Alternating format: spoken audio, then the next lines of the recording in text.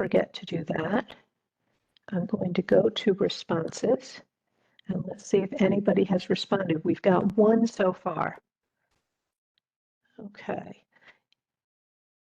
And I think on this note, I'll actually get us started and move us along, and we'll talk about how to use Poll Everywhere again in a minute. Sound like a plan, everybody? Yep. Okay. So here's our official welcome slide. Welcome everybody to our VSys Voices webinar this month. We are going to be talking about how to, or things to consider if you're going to put your training for volunteers online. And we have with us Dr. Paul Falkowlski. And Paul, I'll let you give everybody a little bit of background on why we invited you here to talk about training and online training and volunteerism. Well, that's on you. Yeah. No, I've been at this for about 30 years now, and maybe even more. It's getting a little scary, these numbers. But I started as a volunteer, going to the nursing home. I have a bachelor's degree in music, and I took my saxophone to the nursing home in August of 1992, and I tell people I never came back. And made the mistake of calling the University of Nebraska to tell them what I was doing. And they said, you need to come back and get a certificate in gerontology. Well, I did that and kept right on going. And in the meantime, formed a nonprofit and for the purpose of recruiting and training volunteers for nursing homes in the Omaha, Lincoln, Council Bluffs area. There's about a 100-mile radius. We had about 170 nursing homes that we were working with. And so we would put them through this training, and then we would match them up with nursing homes, either near where they worked or where they lived. And in 2010, we moved all the training online. We created a more formal training. And then in 2019, right before the pandemic, not knowing that the pandemic was coming, but we decided to put all this up online. And And that's why you're here. And that's why I'm here. And I still teach for the University of Nebraska courses in gerontology, and I'm the online guru for the department. And in fact, you've written a book about training volunteers. Yes. Just to, again, point out your credentials in this area. Yeah. So. And yeah, I wanted to get, it really is like from womb to tomb, like what the whole philosophy is, and then how to do it. And so it's really geared for people that are managing volunteers, and talking about the content of the training and so on. So, yeah. All right. Well, on that note, let's get us started. And I think the first thing I want to do is do a poll question, which is the advantages and disadvantages of online training. And I thought it was really interesting that when people registered for this session, we actually had, I think, 46 people registered.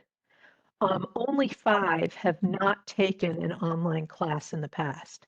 So we're seeing that online training is becoming pervasive. I enjoyed taking an online class to get 10% off on my auto insurance, which was kind of cool because you just sat there and went through the course. So we're looking at more and more training moving in this direction. And we also know that you folks as volunteer managers are doing more and more with fewer staff or fewer resources, and online training might be a way for you to make things, reduce your workload, not having to hold in-person trainings, make it more convenient, as folks are pointing out, for their volunteers and perhaps themselves. But it's something to really think about whether you want to do it. And I see one of the disadvantages popping up is that a lot of people aren't tech savvy. So we need to make it really easy for them to do this. We're also finding, somebody has put down better attendance, that sometimes someone like me who volunteers, I get told by the organization that I volunteer for that training is on Tuesdays, the first Tuesday of the month at 1 to 3. And I have to take vacation time to go to that training, which is a deterrent for me as a volunteer. So can we make it easier for people to get the training they need? Do we have better attendance because we're recognizing different people's schedules? Often, if it's asynchronous training, people can take it when they want to take it. Um, but I know, Paul, you have mentioned that you were dragged kicking and screaming to online training because you really like the human interaction and getting to know people. Right. And I guess I was pleasantly surprised. It took some adjusting, of course, but once I really was in the swing of it, one of the things that I really appreciated was that the students in my class couldn't hide.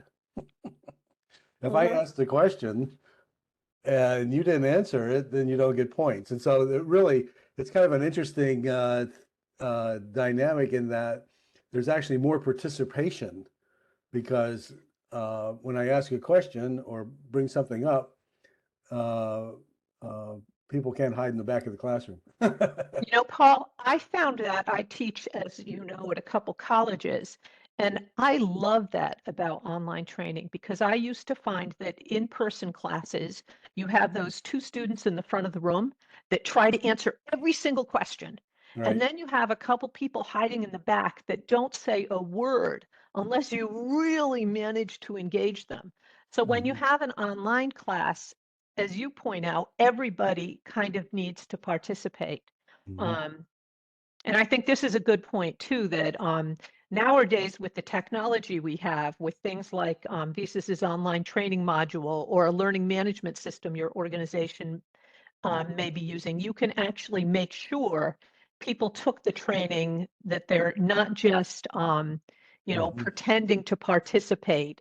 Um, Although that's something that you really got to watch for in online training as well. Did they just skip to the quizzes, or did they actually participate or read the content? So Mhm. we're going to talk more about that as well. But whoops, good engagement there, folks. Thank you for that. Let's move on.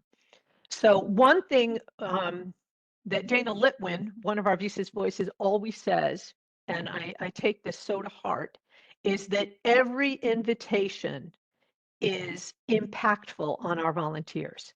And we need to remember that from their first experience at our website or with our volunteer application or in training, we are either pulling them in or we're turning them off or letting them go. Mhm. And Paul, you made an excellent point about this last week, that maybe we don't want everyone coming in, and this can be a way to filter that. Yes, going back to the business of hiding, I actually know my online students better than I think my in-class students. Again, going back to that, I'm reading their responses to the questions that I'm putting out, or seeing the kinds of things that they're writing, and you really get to kind of get a feel for who the person is, what their motivations are, and things like that. And so I think that's one of the advantages of online training, is that it really gives you the opportunity to see where a person's coming from, what motivates them, and This is so on. also a chance to screen who's coming in, Oh, because absolutely, right. someone who doesn't take the time to complete an online orientation may not be somebody that you actually want as a volunteer. Hmm. Right, exactly. In fact, I know one organization, you actually have to complete an orientation online before you can even apply. Yeah, we So, have several clients at VSys that have asked us to have, they use the online training module, and they are having people take a half an hour online orientation before they're even allowed to apply to be a volunteer. mhm, yeah. Those are great points, and I'm sorry, I'm going to interrupt here a little bit, Paul. Everybody, this is Todd. I'm sitting behind the scenes watching chat, and monitoring that and being your advocate. There's been a couple of comments that have come in, Paul. One from Deanna saying that training is also more cost effective because you don't have to pay for the parking and the lunches and things Right. like that. And Maria's pointing out that she's found that they are a lot more comfortable and therefore kind of more themselves online, if I'm getting that Hmm. correct, Marie, since they're back in their own environment as opposed to, a formal classroom. Right. You also get the cats walking by, and that's fun. I'm throwing that in. Well, I forgot to close my office door. You might see mine before it's over. Yeah. Yeah, but I think this online training opportunity, especially if it's done early on, can also help you make sure that you're recruiting the right volunteers and Mhm. you aren't spending time onboarding or working with someone who really isn't going to be a good fit at all. And I've gone round and round with my board about that, um, and because you wind up with fewer people Mhm, than if you just had this mass um, entrance uh, mhm. philosophy. But my experience has been that I'd rather have those 10 people that are going to show up every week and I can count on them rather than having the 20 or 30 and I'm not sure what's going to happen next. And then the other piece to it too is for me recruiting for nursing homes, I want to be pretty sure I know who that person is that's going to be visiting somebody's mom or loved one. And so I think in this case there really has to be some serious screening and training as well. Uh, And the training can become part of your screening if you design it right. right, exactly. All right. So, how do we overcome these disadvantages that we know about with online training? That, people are afraid of technology. We're not sure we're getting a good feel for the people as volunteers. We're not getting that in-person check them out experience. Or Paul, you should talk a little bit here about your, was it wheelchair safety that you mentioned last week? Well, there's really some challenges to the online. Of course, you can get content to people, but if they have to practice a skill, for example, pushing a wheelchair or depending on your place, walking with somebody that has an unsteady gait or something like that, those kinds of things, uh, those really have to be done in person. I haven't figured out how to do wheelchair training yet online. And that's where we come up with the idea of hybrid. You may want to do your initial training, Right. what's the mission of our organization? What are the rules for being a volunteer online? But still Hmm. keep that training that requires the hands-on as in person. Right. You had talked about walking people through a facility. Having a facility tour is a really nice thing to do in Right. person.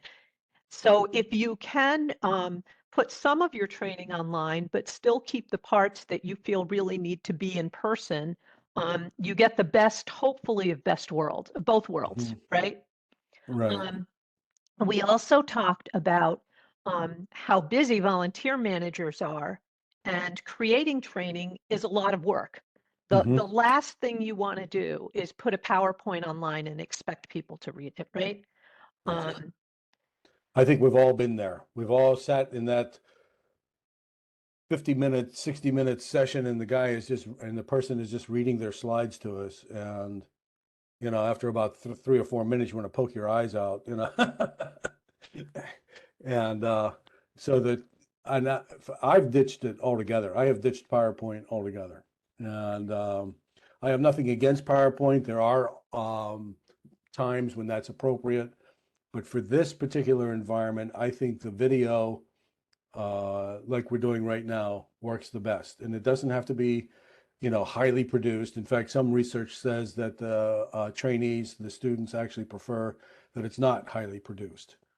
And so, just like this, and just what we're They doing right relate now, I to it talk to more my if it's students like this, this. yeah, they relate to it more if it's almost that more Yeah. casual thing, which Um, goes to having more than one trainer, having that banter back and forth. Mm-hmm. Because death by PowerPoint can occur online, but it can also occur in person. And having more Mm-hmm. activity and engagement in whatever format your class is in helps. Right. Well, and if I could point out one really obvious advantage that we have literally in this moment, the two of you are doing that banter back and forth. It's keeping people engaged. Although I will obviously point out that Lisa's got a PowerPoint up here, but the way you two are using it, you haven't read through it. Okay, it's just there and it's Mm-hmm. augmenting what you're saying back and forth. This is kind of what I think I hear you saying, Paul. This is the ideal. Okay, that Yeah. if you have visual aids, it's reinforcing the dialogue. Mhm. I actually did a study several years ago, and I had one talking head, I had two talking heads, I had three talking heads, and the three talking heads scored the best on creating a learning environment. I'll just summarize it like that. And So I what it should turn is my is, So video to back that on? Is that point, what that is? well, so to that point, think about how you can utilize your volunteers. Can you have your volunteers do little video snippets for you on that help with training? And can you mm, incorporate that into your training program, again, be it online or in person? We've mm, seen that having videos really piques people's interest as well. So you want to see how you can use that. Somebody had mentioned, how do you make sure people aren't just pretending to take the online class? And there are different ways to do that. Paul's going to show us in a mhm, second a class that he designed online just to give you guys a great example. But one thing that he's done and that we strongly recommend is that you intersperse content with those quiz questions or assessment questions, because mhm. that way you make sure people aren't just skipping to the end and trying to do the quiz. Yeah. Um, and Well, and I'm going to interrupt again because I'm getting a lot of good commentary from the field that reinforces what you were just saying, Lisa. Tracy O'Connor here is saying that the hybrid model works really great for her setting. The initial in-person connection has been crucial to engagement. We've got Teresa also saying that they also have to be accountable for the information. So yes, we present it, but how do we establish the accountability? And there's another comment about that as well. Mhm. I want to also say that Teresa, I'm going backwards on you, Teresa. I'm sorry that they pivoted, I guess, to online training during the pandemic, like all the rest of us did, and turned a 3-hour mental health session when it went online, and it became independent, and she liked it. The hybrid opportunity was, I Mhm. think, a lot more effective. If I'm gathering that correctly, Teresa, for a big 3-hour long, thing, it became Yeah, more and interactive. hopefully you didn't, yeah, nobody wants to sit through a 3-hour online class. One of the recommendations that Mm. we've seen from, best practices in academia is, instead of having one long training, you make the training into those Chunks. 15-minute or tops 30-minute chunks. Mhm. And that people may need to take 5 chunks of training or 6 to get to 3 hours, Mhm. but that they're happier. I can do this chunk today, I'll do that chunk tomorrow. They're way happier with those shorter snippets. Mhm. Um, Yeah, yes. I've the rule I've always used is the total module. Like if you have we'll talk about that in a minute, but just the teaching part, 15 minutes max. Mhm. And That is the phrase that considered the I was best taught was practice. lean and deep. Lean and deep. Give Lean and them deep, meat, skip the fluff, go right right? into the deep stuff. And in Todd's honor, I will, of course, mention making the training as fun as you possibly can. Right. Edutainment, we'll talk about that in a minute. Um, well, let's skip, Paul, and I'm going to stop sharing and let you now share and show the class one Okay. of the examples that you've designed. All So right. let me stop, and All I right. And think then now I'll you can share. share. Okay. Now all I have to do is find the screen. Hang on. I'm not seeing. I have it open, but I'm just this sharing thing always throws me for a loop. Hang on just a minute. While you're So you doing that, folks are Paul, going to be, Teresa is, oh, excuse me. Yeah, no, Teresa is updating the previous comment that she was making about the effectiveness of that 3-hour video, that it's become shorter and more interactive, and they can scan in their certificates and send it once they're complete with the training. And I assume that's going through some system like ours, Teresa, where we automatically recognize the certificate has been uploaded and the amount of time that's going, but that was required in order to complete. We can also do scoring too, by the way. I'll put that in. All And right, I'm Anne, almost there, guys. Hang and on. that's good. You take more time because we've got Anne here saying that she does three 20-minute trainings after they apply as volunteers and before they qualify to even have an interview. And then you have them, if I understand correctly here, Anne, do more specific training, much of which is using videos after the interview. And so, just per Lisa's comment earlier, you're using this to weed out people who are not committed. Yeah, Okay. good practice. And Paul, we see your screen. Okay, good.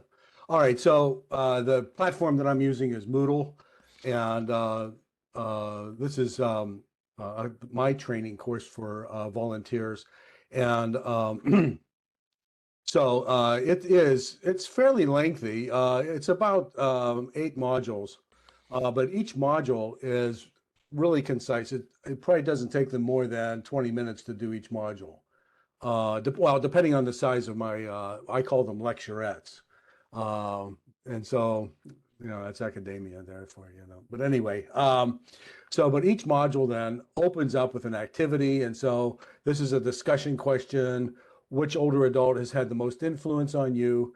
And then they get to respond to that question. And then they can see other volunteers that are responding to the question. And that what it does is it starts a discussion. And what I like about it, and unfortunately, I can't show you their responses for privacy issues, but the idea is they are going back and forth. And so what this is doing, the discussion question creates online community. It's like, it's not just me sitting here in the middle of nowhere talking to a computer, but I'm talking to folks in California, I'm talking to people in New York, wherever people are. And so they go through this, and this is a way to introduce the topic.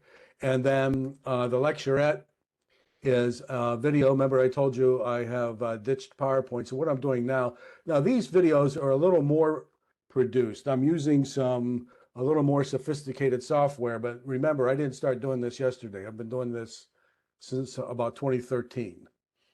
But I want to also point out, Paul, that yeah, you've been doing it for 10 years, but you are not a technical person or a video designer. No, You figured this out on your own. Your first attempts 10 years ago probably weren't this sophisticated, no, but you've certainly gotten good. no. And it's really not that hard to learn. Honestly, at this point, it's not much more difficult than PowerPoint or any of the other kinds of software that you might have used for presentations. Anyway, this one, all my presentations are locked, but for this demo, I've unlocked it. And what that means is I can skip through this. But if a volunteer comes here, they cannot grab the play bar and move it around like this. They have to actually watch the video. And then, again, this is the way they influenced you. It really highlights the idea that older adults do shape the way we think about aging and our worldviews. Okay.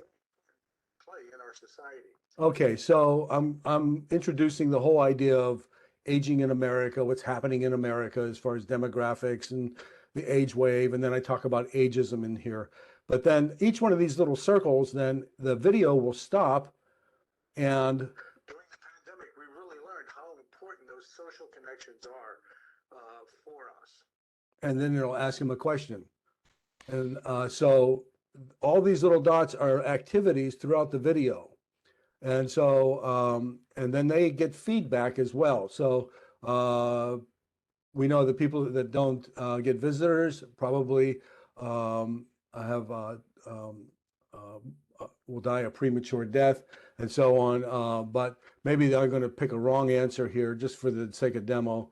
So it shows them that this answer was incorrect, and then you answered this one correctly, and then they get a retry, and they can't really move on until they answer the questions correctly. And this goes to documentation too, by the way, because all this is stored. And so if something were to happen later on, heaven forbid, you would have some kind of proof, yes, this person answered this question, and we had trained them in this area. anyway, they get Yeah, I all, want to point out, sorry to interrupt, yeah. Paul, but the way that you have interspersed activities with what they're reading and the videos is what makes this highly engaging, but also makes it impossible for someone to skip through to the end and Mhm. just try to answer questions until they get them right. Right, exactly. So anyway, I won't drag you through this whole thing, but the idea is each one of these then is an activity, and I think this one here, I did a drag and drop or a fill in the blank kind of thing. As time goes on. Yeah, Which is so a this is a perfect fill in the example blank. of Todd's gamification. Yeah, I mean, interactivity for sure. And Yeah. if you were to help people score against each other in some way, like make it some kind of a game to Hmm. see if you can improve your score versus somebody else, or if you were to highlight the people who had completed a training upon a piece of poster board in your offices, then we're dealing with gamification. Anything that makes them feel like they're competing, anything that makes them feel like they are gaining in Hmm. some way that is publicly recognized is gamification. So, those who have completed the training successfully are listed here. All right. So anyway, this is the idea. So all the videos that I'm producing now are in this vein where they're not just watching a video, but they're interacting with the video as they go. And then I have a closing activity, and I'll show a map. I think I have a slide coming up. I have a closing activity for them to, okay, now that we talked about ageism and the different negative stereotypes that are embedded in our thinking, let's go out and find some examples. And so they'll go out and find examples, and they come back and they paste in images or links to videos, and then they explain why they think it is a negative stereotype and so on. So anyway, they're doing things as they go through, and I've had people go through this in about 3 or 4 hours. I mean, the whole training.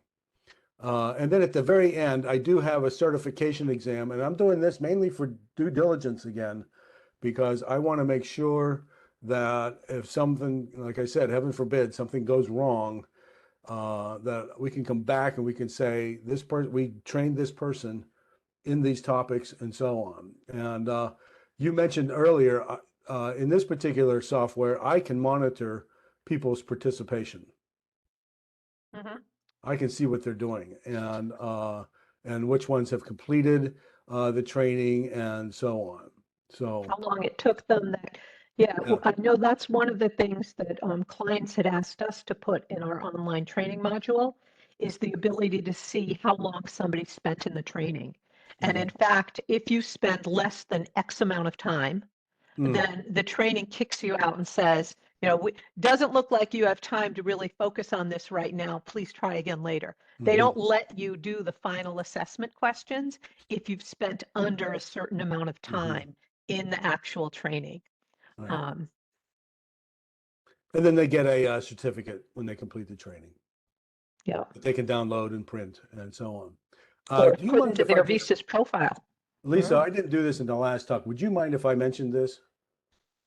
Uh, The Go ahead. National Association of Long-Term. I just want to show this real quick because where I'm taking all of this is I want to create a sort of uh, uh, standardized basic training. What do volunteers that are volunteering in long-term care, what do they need to know? And Mhm. so what I'm working on is a resource for people that are managing volunteers that may not have time to do all that uh, developing their training.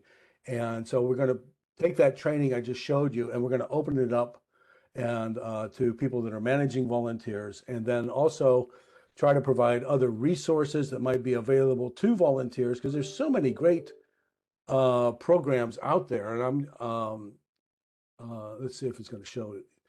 Yeah, like this stuff. I mean, there's just all Mhm. kinds of things where volunteers can connect. And so we're just in the beginning stages. In fact, on Saturday, we have our initial board meeting. So we're still not quite sure That's what we're doing. beginning. But anyway, it's the National Association of Long-Term Care Volunteers. I'm really excited about this. And we hope it becomes a resource that people managing volunteers in long-term care can turn to and find training, resources, and community for that matter. Mhm. Yeah. I think the community part is key. Yeah. So I think on that note, I'd like to ask folks, and you can again use the chat as Todd is there. But I'd like to do a poll question on what did you think of this online training example? What questions do you have for Paul? We can unmute you if you raise your hand or you ask in chat to be unmuted. We'd love to hear your thoughts on this. And then after this, we'll ask Paul to talk a little bit about how he designed or what he thought about when he was building this online content. So we'll talk a little bit more about the design part.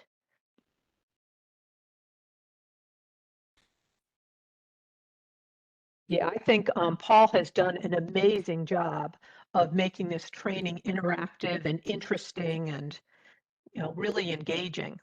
Lisa, Dan is asking how to access this website, the website, and also this poll thing. Okay, so And while you're here's answering the that, instructions. there's the answer on how to get into the poll thing. Deanna is saying she loved how interactive your training was, Paul, and wants to know if there is a cost for Moodle, the software that you were using. Yeah, and it's not terribly expensive. For the Moodle Cloud, I can have up to 200 trainees at a time, and I believe it's under 200. I think it's 150, 180, something like that.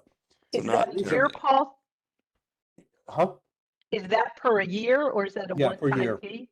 per year. We would point out that VSys has an online training module that does most, if not all, of what I've seen Moodle do. Not everything, but most of what Paul was showing, we do Yeah. as well. So the presentation of individual questions and quizzes and timings, and like Lisa said, kicking them out if it's taken too little time, that's all built into VSys if you want to go that direction too. Angel is saying that she thought your training was very engaging and would hold the attention of participants. Mhm. And Dan is coming back and saying that the training would work well with hospice care, not just Yeah, long term. right. Mm, Right. And on good. that note, I'm willing to modify training and, I've been doing this for a while now. So it depends on the research involved, but it takes me about 3 days to put a module together. Um, again, depending on what the research, that usually is what takes the longest. So Dan, at the end of this presentation, we have Paul's contact information. You may want to take note of that. And again, this presentation will be up on the VSys Voices page, the recording. So if anybody wants to go look at it again, they're welcome to. I may have it up there by tomorrow, actually. Okay. Cool. Paul, I see that somebody's asking, how do you deal with regulatory items that are really dry but need to be covered? Uh, well, when I did the in-person training, we did it over lunch. I ordered Jimmy John's for everybody, and I figured if they fell asleep during the training, their face would be in their sandwich or something. But anyway, on a serious note, I use scenarios. And then I do have, it's probably one of the drier presentations, but I do have examples of what sort of things might be violations of resident rights or HIPAA violations. And then what are the ones that are particular to volunteers? And then at the end conclusion of that, then I have a quiz of sorts, but it's not really a matching quiz. It's a short essay. Here's a scenario. Is this a HIPAA violation? If you saw this happen, what would you do?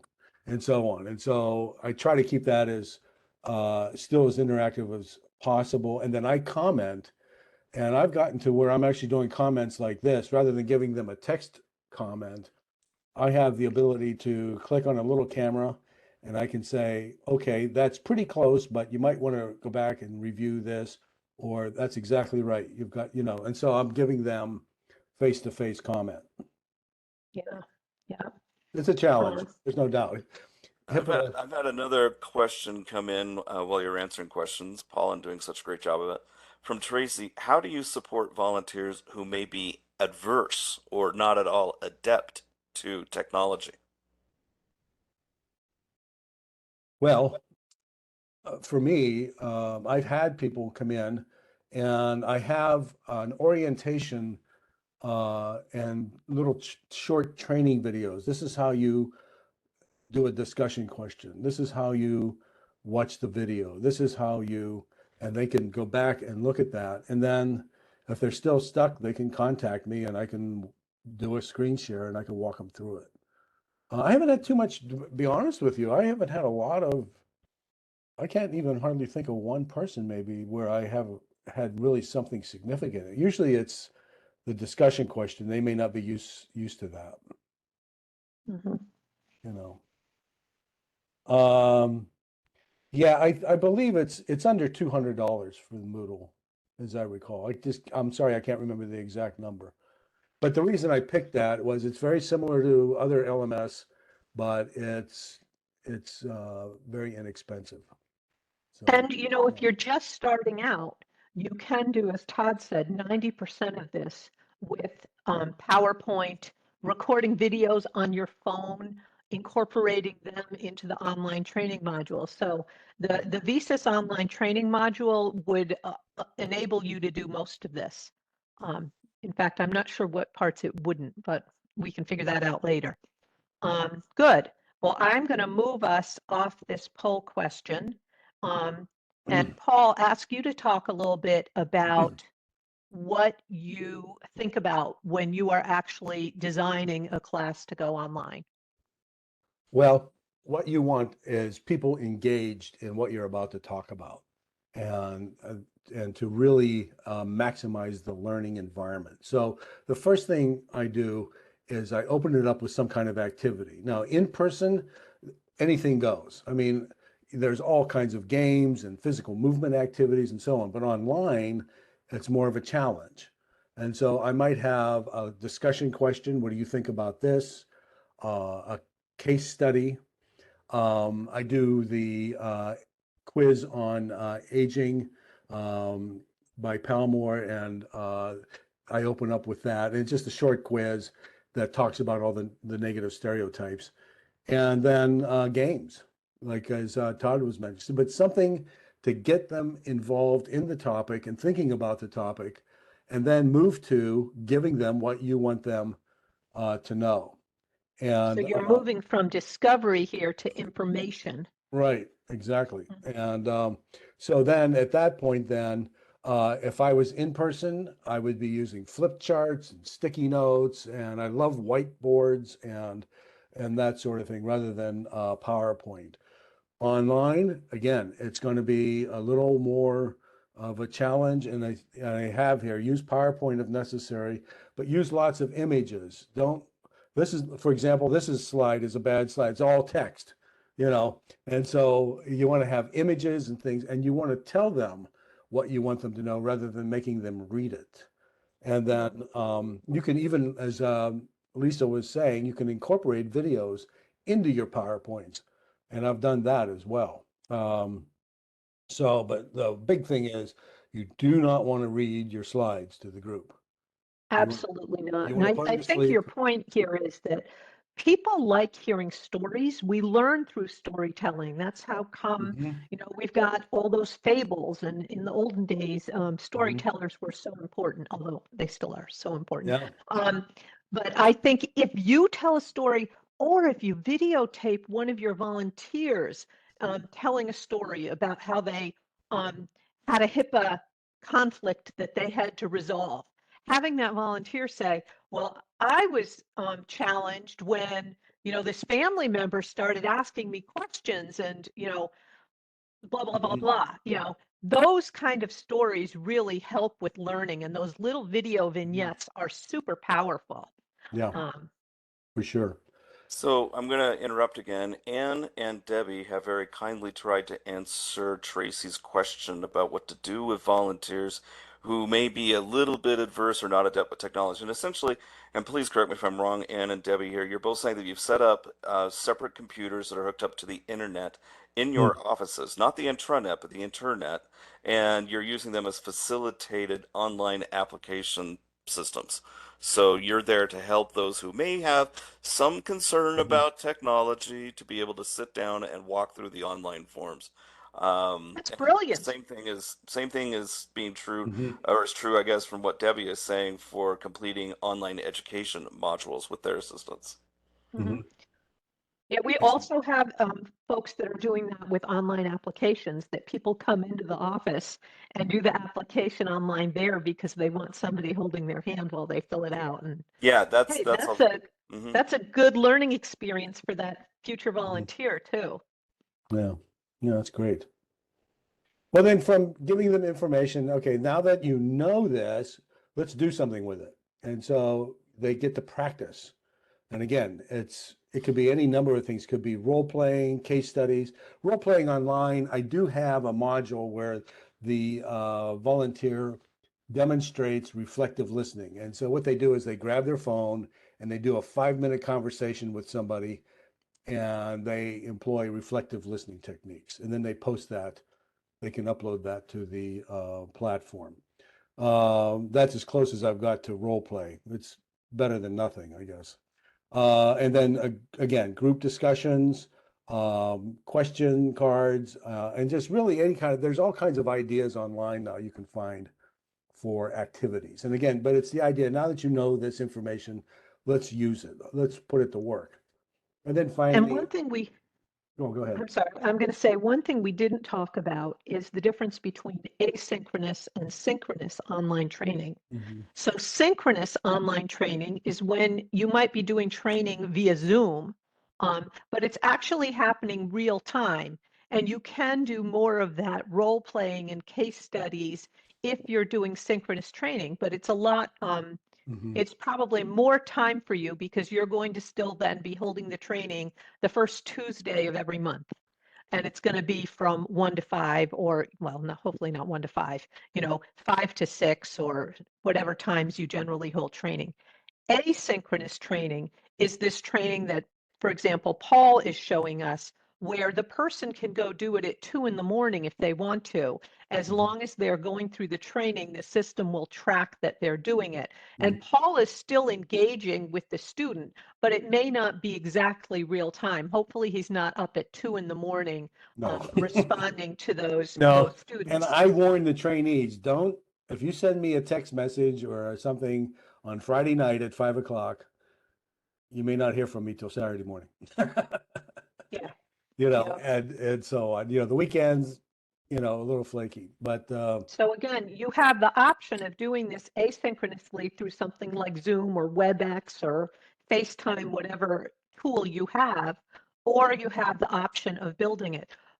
What Paul has built, and you should correct me if I'm wrong here, Paul. This takes a little bit longer to build, but once it's built, mhm, it's much less time for you because you're not standing in front of a group of people or leading a Zoom mhm, or WebEx meeting, every so often. mhm, exactly. And you can still make it interactive. Like I said, I even post periodic videos. It's like, hey, just wanted to congratulate everybody on great work that you're doing on the course, and excited to have you part of the team. And just again, just to have that face. Yes, there's a human on the other side of this thing. Mhm. So, should we move on to learning assessments? Yes, we should. All right. So my quizzes, I've really abandoned multiple guess, because I'm not sure I don't really know that we are really testing what they've learned. And so my quizzes are usually fill in the blanks or matching, things like that, where it's a little more of a test of what they might know. I like reflections. Now that you know this, what are the 3 things you're taking away from this module? What's the headlines?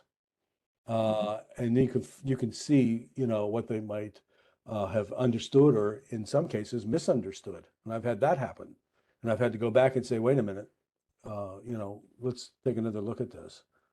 Short essay questions, and again, they don't have to write a book, but 100 words about something, and then demonstrating mastery of a skill. That would be, like I said, the reflective listening video that they do, and so on. And just whoops, to expand on that, here's an example of a little bit of a scenario question, right? Phil Mhm. left his computer unlocked while going to lunch.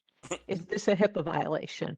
Let's make them critically think about the content that you've taught them. This Mhm. isn't a multiple choice. They have to, answer yes or no and explain why type of thing. So Mhm. there's lots of different forms, as Paul was saying, of how you can do assessments, but scenarios have proven to be one that really help people critically think. Right, exactly. And again, all this goes to documentation too, so that you have some proof that you did your due diligence as far as preparing that Mhm. person. Oh, yeah. Yeah. We want to store that so that no one can question whether people were trained or that somebody did their annual training. Mhm. Again, we have a lot of clients that, you have to do your original training to become a volunteer, but then every year you need to recertify, or for different volunteer jobs, you need to take additional training. So you really want to think about how you can build out the different modules that you want. And one great takeaway that we've seen is that we've had clients who use their younger students, this is very ageist, I should not have said that, who have used, let's say, someone who's a retired teacher to help design trainings. Or if you have people that are studying video design or audio, whatever, in college or in high school, these are often great tasks to give that type of volunteer who Mhm. has the technical skills. Nobody says that you need to build this all, but if you say to them, I need a video that does this, and you give them the framework, um, that is a great way to engage volunteers that maybe you don't want to have be patient facing or in other roles. Mhm. Right. Exactly. Yeah, and I forgot to mention, I was going to show one other thing. I don't know if we want Yeah, to you do want to that. show again? I think I know exactly what you want to show. And it's how Um, you design a class, if I yeah, recall. exactly. Let me bring it up and let me see if I can share it. I think I'm going to have better luck this time. Yeah, a little practice. There we go. So what I do with when I start a module, of course, it doesn't start in a finished form like this, but the idea is really talking about what is it that what's this trainee going to learn? What are they going to be able to do? And then uh, really, zeroing in on what you want them to know, and then laying out using that map that I showed you earlier, just laying out, okay, the three-step interview, why are we doing this, and talking about that, because older adults want to know, why are you teaching me this? How is this going to help me? And so I tell them that. I said, the reason I want you to know this is because later on, this might happen, or this will come up, or this is going to let you, have a deeper experience. And so they're not just going to swallow everything you say. And so you want to really lay out why you're doing this, and then you give them directions on what you want them to do. And this is an in-person, by the way. I brought up the wrong one, of course. But the idea is it's the same idea. And then at the end of the activity, I have some things that I'm going to say, the points that I really want to make, and make sure that they leave with, and then move on to the lecturette. And why am I teaching this? What are they going to get from this? And again, it's important to let them know why you're making them do all these things, or asking them to do all these things. And then a closing activity, and so on. But I have a map like this for each of the modules, and it's important to take this time. And to me, this is the hardest part. Is like, okay, I have all this information. How do I distill that down to 15 minutes, 20 minutes? And Well, so, there's people now who get master's degrees and doctorates in course design, right? And yes, and that's really what you've done here is you've designed a course. Mhm. Um, yeah, so it yep, it isn't it's the work comes up front if you're doing this right. Just like everything else, the more you prepare, the better off you are later on. So I think we've kind of covered this all. You want to make it engaging. Here's another example of a nice scenario.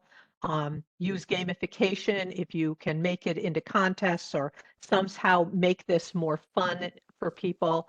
Um, Focus on the most important takeaways. What do you really need them to know at the end? Because, we have a lot of filler information sometimes, and you've got to make sure that the takeaways are what you really stress. And then always the rewards that kind of goes to the gamification, give them that certificate or make sure they get that gold star or you did a great job in this class type of thing. So I think on that note, we've kind of covered what we wanted to cover today, and we want to open it up so that you all can ask questions on, especially while we've got Paul here. Paul, you are such an amazing resource. I want to thank you again for giving this information to our clients. Sure. And One of the things that popped in my mind, Lisa and Todd, you want to make sure whatever you're using makes sense. There are so many apps out there and different kinds of software and things.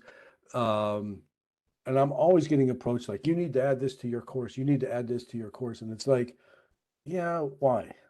Does that make sense? And some things make sense and then other things don't. So I'm just a little word of caution. Be careful about whatever you're adding into your course, that it really embellishes, it really enhances the course. It's not just a bells and whistle kind of thing. Yeah, never respond to salespeople. They're crazy, right, Lisa? No, you know what I'm talking about, Todd.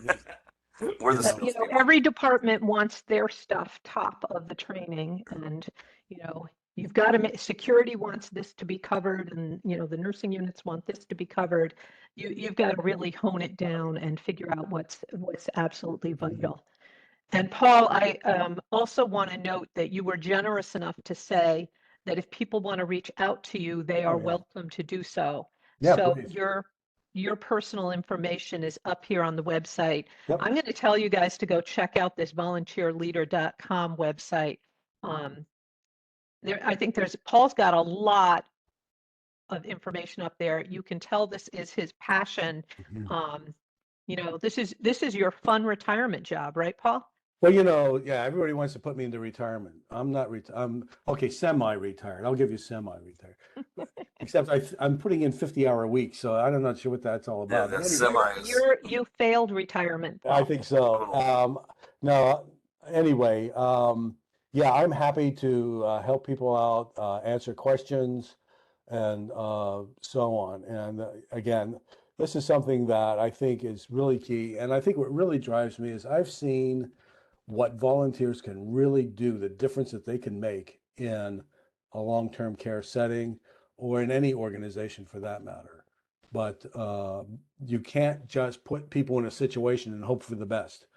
You really need to, in my opinion, is you need to prepare them so that when they walk into your care community or wherever your hospice, that they're not deer in the headlights. And so I think that there's always those experiences and learning as they go, but at least they have some foundation as to what to expect, what's appropriate, what's not appropriate, and so on. And so, but anyway, all that to say, yes, there's my information, and I'm happy to answer questions or to offer whatever little information I have. Yeah. Good. And I saw that Jody's asking a question about leveraging VSys online training module. There definitely our support team can help you put together your online training, but we are definitely not experts in your actual content. So what you want to do first is look at Paul's chart, and I'll flip back to that, and design your course and create those videos and create your assessments as best you can. And then our team can definitely help you put that into the online training module if you own that tool. Or if you decide to do it with one of your tools, I know HR departments often have an LMS. You can look into doing it a different way. but we can help with the online training module part. I can't help you with this part of building the actual course content. Although hopefully Paul has given you a whole bunch of ideas, and we would encourage you clients to all share ideas on this. This would be a great topic at a conference like the Shovel or Barrel conference, showing an example of really good online training for volunteers. Yeah. Again, feel free to reach out to me. I've been designing courses, like I said, for online since about 2013. I started with the university doing their courses, and then off on my own, working this volunteer training. So do you do this as a consultant for other organizations as well, Paul? Yes. All right, that may be really good for Dan to know when he's pulling together his hospice training and wanting to put it online. So again, good. Yeah. Good to know. Yeah. Any other questions for Paul? Getting lots of people thanking you for a good Thank you. presentation, Paul. Thank you. Yeah. Good. Good. All right. Glad to do it. Well, on that note, I'm going to say thank you to everybody for having attended. Todd's telling me this is going to be up on the VSys Voices page very quickly. I also have that handout, Paul, that you emailed me that I will make sure Todd has to put up on the VSys Voices page, which I believe is that chart of yours as an example. So on that note, thank you everybody for joining us. Have a great rest of the day and let us know how we can help. Thank you. Have a great day. Thanks, Lisa. Bye. Yep. Bye-bye.